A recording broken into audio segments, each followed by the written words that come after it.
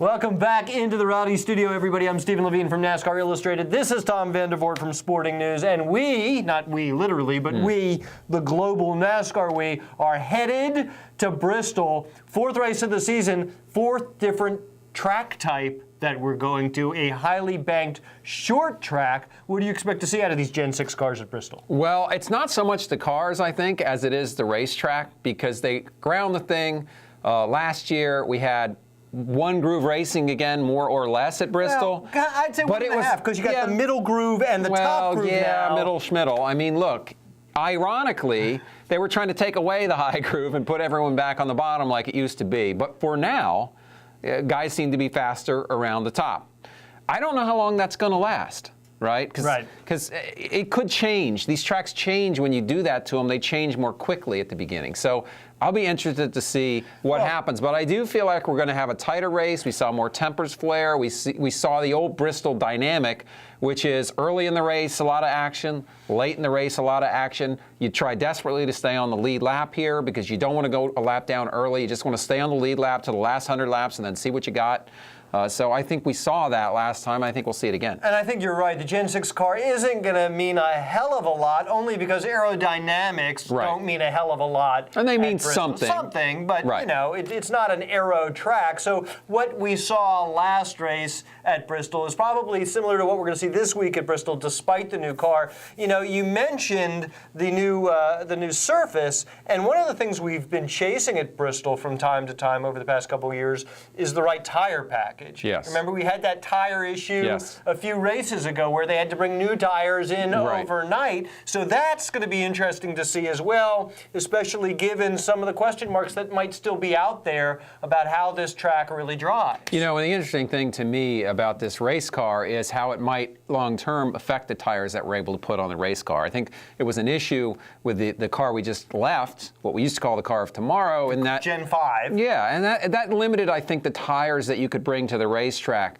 Maybe this will give Goodyear a little more room, and perhaps we're just not there yet as far as having the right tire package because it is so early. So in that way, I think maybe it's less about the team. It's some about the teams working on the car and finding out what to do to the race car, but I also think it's about Goodyear finding the right tire package for this race car, something that wears and changes the handling of the car through a run. Now, the other thing you alluded to that's definitely worth talking about, of course, at Bristol is track position. One of the reasons track position and qualifying is so important here is because you can get down a lap fairly quickly, and once you're down a lap, it's really hard to recover. I mean, you can play pit strategy games late in the race to improve your track position, but if you don't start with a good track position, if you don't start off a good qualifying run, you're going to go down a lap. And here's the dynamic that happens. You have sometimes fast race cars in the back of the pack. And when you have a constricted space, like it feels like we are again with a constricted space at Bristol, you have fast race cars that can't get anywhere. And they look in their rearview mirror, and here comes the leader. And they're like, dang, you know, if I could just get some track position, I could be that leader. I could contend for the win, but I'm stuck back here in traffic. And that tends to make your wear on your patience. So you have to get aggressive. You can't let that leader catch you, and you start getting aggressive about moving people out of the way and getting some track position. And you're going to see people fight really hard to keep that lucky dog position as well. Right, and that's what you see at the beginning of the race is guys will get aggressive at the beginning because they want to keep that track position at the beginning. And then in the middle of the race, things sort of settle down. You might realize, hey, my best finish today is going to be a top 15, not a win, that kind of thing. But early in the race, I think you'll see some aggression. Then, of course, at the end, when you're trying to get the finish, you'll see some more aggression. Now, when you talk about drivers, three names, I think, come to mind instantly. Jimmie Johnson, who used to struggle at Bristol but had a breakthrough a couple of years ago. Kyle Busch, of course, who had that wicked string of victories here. And Brad Keselowski, who over the past couple of seasons has been really strong at Bristol. I would say those are the three favorites, wouldn't you? Yeah, and I have to say, I would throw Matt Kenseth in there maybe. He's had a couple wins there. He was good on Old Bristol, though. He was good on Old Bristol. I know what you're saying. I just feel like he's generally good on this track. He has the fourth best average finish on this track across all his starts at the track. So he's pretty good here. I think Joe Gibbs Racing is going to have a good day because Denny Hamlin won the last time we were here. This is a great track for Kyle, as you say. I think Matt Kenseth is good. Don't forget about Dale Jr. Don't forget about Jr. He has a win here. You know, obviously we had Daytona, and then we had two races. Phoenix used to be a really good track for him. He had a good run there.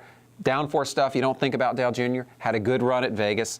I think this is a race Junior can win. It definitely And I think is a he race. knows this is a race he can win. So you going with Junior? So I'm going with Kyle Busch. Kyle Busch, you can't go wrong with Kyle Busch. I'm going to go with Brad Kay. Nobody has had a stronger start to 2013 than Brad Keselowski. Obviously, he knows how to win at Bristol, even if he's not gaming the timing lines. So you go with Kyle Busch. I'll go with Brad Keselowski. We'll leave those other guys on the table for you guys. Well, you know, the other thing I want to say before we go, and I know this is going to make this too long. This is so long already. I know, but it's Bristol. It deserves consideration. Okay. A couple drivers that people will be watching. Well, one guy I'll be watching is Marcus Ambrose. He finished 4th, I think, the last time we were here on this surface. He had a good run very early in his Cup career on this surface. This is a track he can make some noise at. People will also be watching Danica Patrick. Now, I don't expect to see a lot from her, but before she got wrecked the last time here, she actually was handling herself pretty well.